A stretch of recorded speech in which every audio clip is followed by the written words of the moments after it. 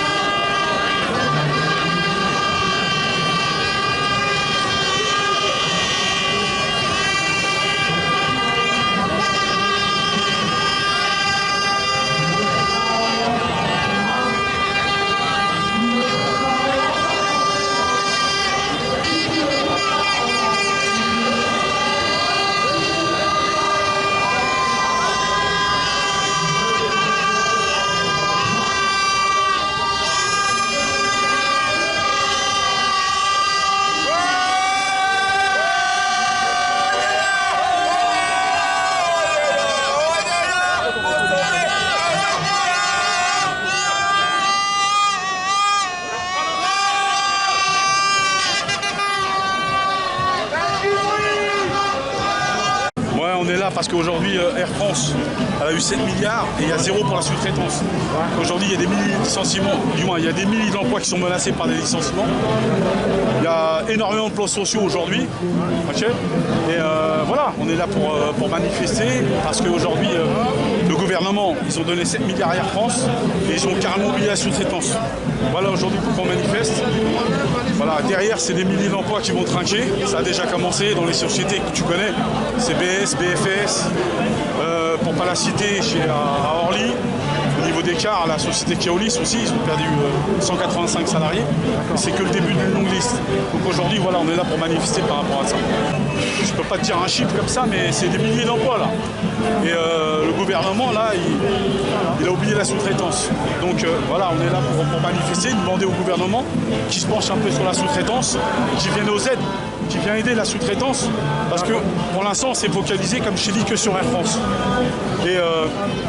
Et voilà, comme tu le sais, tu as travaillé dans l'aérien, donc ils ont connu que ça. Déjà, ils sont cassés, ils sont usés par le fait de porter des charges lourdes. Ouais. 20 ans, pendant 15 ans, pendant 30 ans pour certains. Et donc, ils ont connu que l'aérien et demain, voilà, ils seront sur le carreau, ces gens-là. Non seulement ils auront des problèmes de santé, mais ils auront plus de boulot. Voilà. Merci beaucoup, bon, vas-y, Malo. À plus tard. Ouais, ciao. Il n'y a pas de salariés d'Air France. Aujourd'hui, il n'y a pas de salariés d'ADP. Aujourd'hui, il n'y a pas de salariés de la sous-traitance. Aujourd'hui, il n'y a pas de salariés d'intérimaires.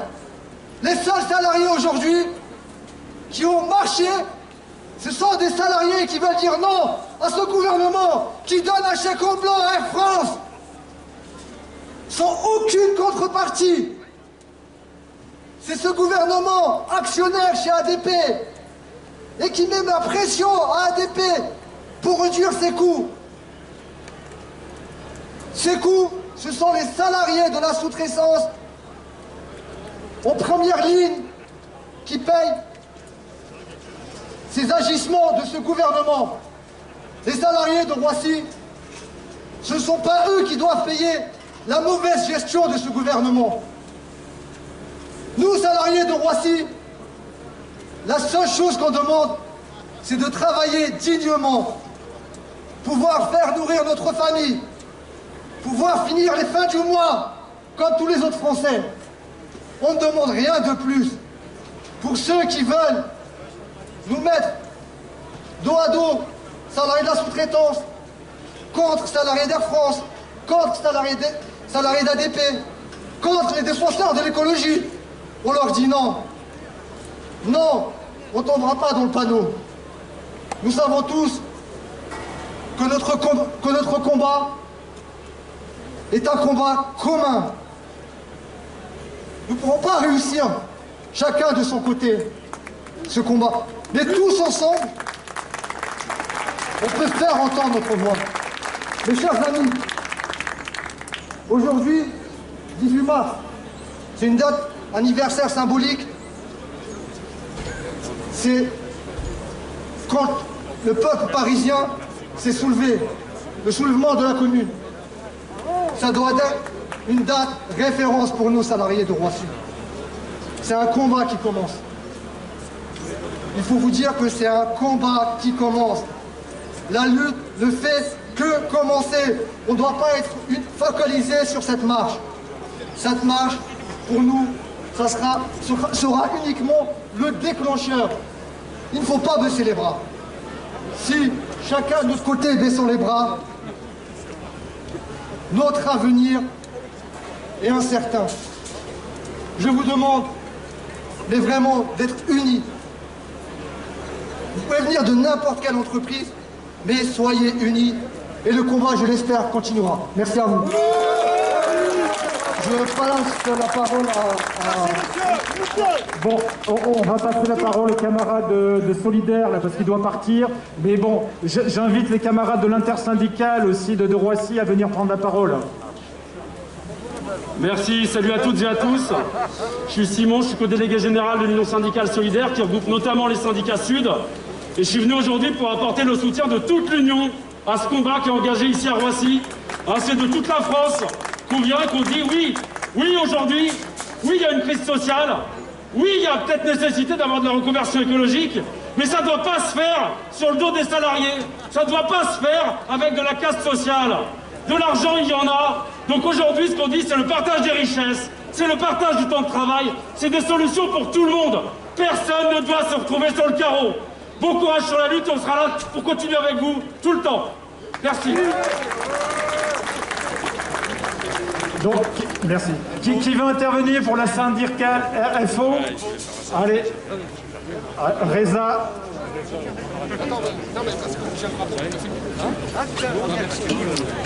Chers camarades, bonjour. Je vous apporte le salut fraternel de l'Union départementale FO de Seine-Saint-Denis, de l'Union départementale FO de Val d'Oise et de la Confédération FO.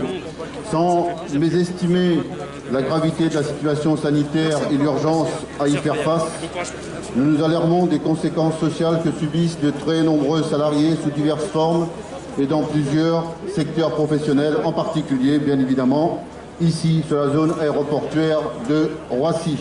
Et aussi, il faut le dire, de l'obstination du gouvernement concernant notamment la réforme de l'assurance chômage comme de leur projet de réforme des retraites. Nous dénonçons la propension du gouvernement à recourir à des mesures d'exception, notamment avec la prorogation de l'état d'urgence sanitaire qui lui donne tout pouvoir pour restreindre de façon stricte la circulation et les réunions de tous ordres. La limitation des libertés individuelles et collectives conduit de fait à entraver sérieusement l'action syndicale pourtant essentielle tant pour la santé des travailleurs que pour l'emploi et le pouvoir d'achat. Nous réaffirmons ici la nécessité de protéger la population. La situation sociale et économique ne s'est pas améliorée, comme l'a dit Éric Lamy, depuis notre mobilisation du 15 octobre dernier. Nous avons fait, dans le cadre de l'intersyndicale, des propositions concrètes, précises, en particulier sur la formation professionnelle qui doit concerner tous les salariés victimes de cette crise sanitaire, économique et sociale. Pour ce faire, nous devons, et vous l'avez fait aujourd'hui, merci encore, de créer le rapport de force afin d'être entendus. Ce gouvernement sourd doit enfin répondre aux revendications sur les points suivants. Interdire les licenciements dans tous les secteurs bénéficiant d'aides publiques et contrôler strictement toute procédure de suppression d'emploi quant à son motif en rétablissant l'autorisation administrative de licenciement. Mettre en place, oui, ce n'est pas un tabou, un programme de nationalisation de toutes les entreprises publiques afin que chacun, entreprise, patron, gouvernement, prennent leurs responsabilités dans le contexte actuel. Il s'agit ici d'appliquer une autre politique à destination des salariés retraités et privés d'emploi et non la préservation des intérêts des plus riches, comme c'est actuellement le cas, de manière éhontée. Et mes chers camarades, nous le faisons aujourd'hui solennellement. Nous mettons en garde ce gouvernement. Les salariés subissent depuis 1 an les conséquences de cette situation et cela doit cesser pour leurs emplois et leurs salaires dans tous les secteurs d'activité, grandes, petites et très petites entreprises. Pour nous, le pouvoir d'achat des salariés, pensions et minima sociaux demeure une préoccupation et une revendication légitime. Merci.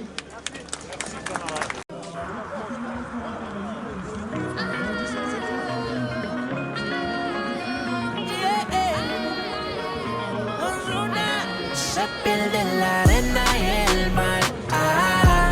Estaré soñando yo. Se ve tan tropical. El sol está que quema y quiero más. Le dije, baby, ¿qué pasó?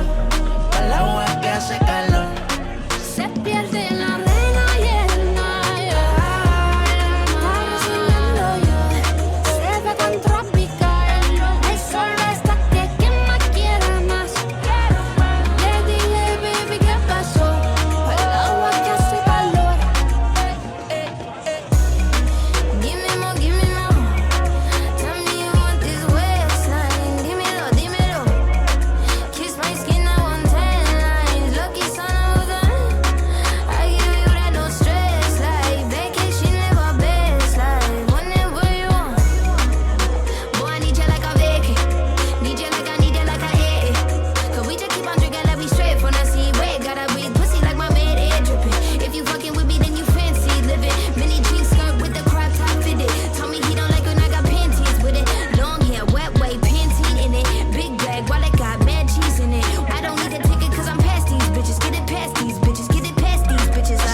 y el mar. Estaré soñando yo. Se ve tan tropical. El sol está que quema y quiero más. Le dije,